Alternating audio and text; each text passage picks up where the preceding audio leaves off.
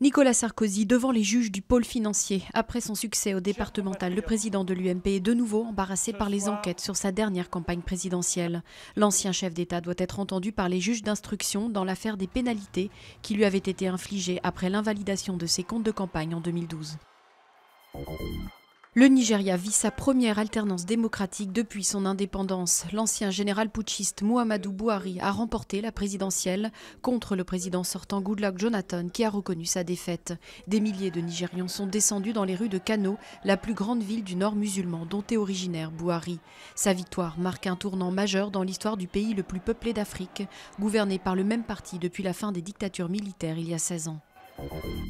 Les négociations coincent toujours sur le nucléaire iranien. Les grandes puissances et l'Iran ont repris leurs discussions dans la matinée après une nuit chaotique marquée par le départ des chefs de la diplomatie chinoise, française et russe qui ont laissé leurs négociateurs sur place.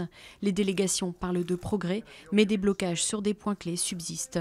Le dossier était censé trouver un premier épilogue hier. Une hausse alarmante des peines de mort en Égypte et au Nigeria. Le rapport annuel d'Amnesty International attire l'attention sur ces deux pays où les condamnations collectives prononcées sont responsables à elles seules de l'augmentation des condamnations à mort en 2014 dans le monde. Le nombre d'exécutions a en revanche baissé, souligne l'Organisation de défense des droits de l'homme. L'opéra de Donetsk fait de la résistance, même si certains artistes ont fui les bombes, même si les obus ont détruit des décors et que les salaires sont gelés, pas question d'abandonner le public dans cette ville de l'Est séparatiste de l'Ukraine. Les chanteurs, danseurs et techniciens qui sont restés répètent d'arrache-pied pour une programmation qu'il a fallu adapter.